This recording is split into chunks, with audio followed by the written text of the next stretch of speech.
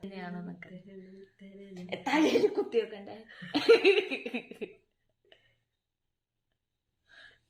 Hello guys,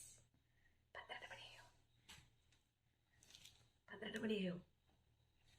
അപ്പൊ light ഇടണം കേട്ടോ. ഇത് ഞാൻ കെടുത്തുന്നു. ലൈറ്റ് ഇടണം. അയ്യോ അയ്യോ ഇല്ല അയ്യോ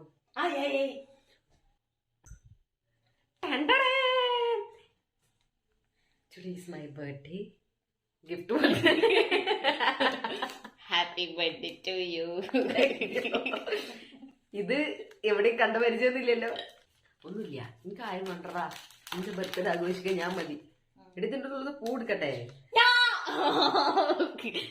അത് ഗിഫ്റ്റ് എന്ന് പറയും, എന്നിട്ട് എന്താണ് തിരിച്ചു വാങ്ങും.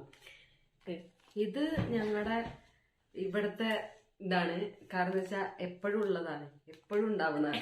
എല്ലാരും ബർത്ത്ഡേ ഇത് എപ്പോഴും ഉണ്ടാവുന്നതാണ്. ഇതൊക്കെ ഞങ്ങള് ഇവിടെ ഒരാളത് വാങ്ങിയാൽ മതി. ഇതാണ് ഇങ്ങനത്തെ ഓരോ തെണ്ടികൾ റൂംമേറ്റ്സ് ആയിട്ട് കിട്ടും. എന്നിട്ട് നമ്മളെ ബർത്ത്ഡേ പൂക്കിയായിരുന്നു.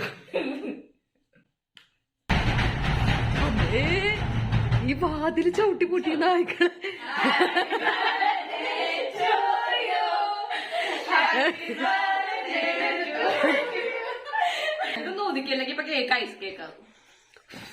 ഹലോ ഗായ്സ്, ഇന്ന് ജൂലൈ 13, എൻ്റെ ബർത്ത്ഡേ ആണ് കേട്ടോ.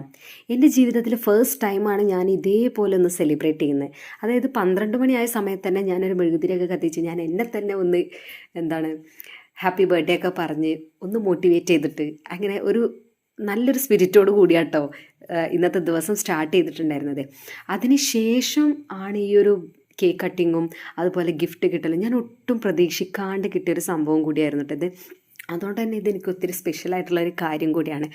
അങ്ങനെ പറയാൻ കാരണം എന്ന് വെച്ചാൽ ഈ ഒരു ഗിഫ്റ്റ് ഇത് എനിക്ക് എൻ്റെ മനസ്സറിഞ്ഞ് തന്നതുപോലെ ആയിരുന്നു കേട്ടോ. കാരണം എന്താ വെച്ച് കഴിഞ്ഞാൽ ഇതെനിക്ക് ആവശ്യമുള്ളൊരു കാര്യമായിരുന്നു.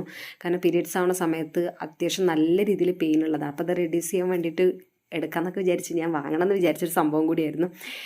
എനിവേ തന്ന ആൾക്കും അതുപോലെ ഇത് സെലിബ്രേറ്റ് ചെയ്യാൻ എൻ്റെ കൂടെ നിന്നിട്ടുള്ള നമ്മുടെ റൂമിലെ എല്ലാവർക്കും ഒക്കെ ഈ ഒരു അവസരത്തിൽ ഞാനൊരു താങ്ക്സ് പറയാണ് കേട്ടോ. കാരണം അത്രയും നേരം ഇത് ഞാൻ അറിയാണ്ട് ഇവരിതെല്ലാം ചെയ്തു, അതിലാണ്. Anyway thanks for watching.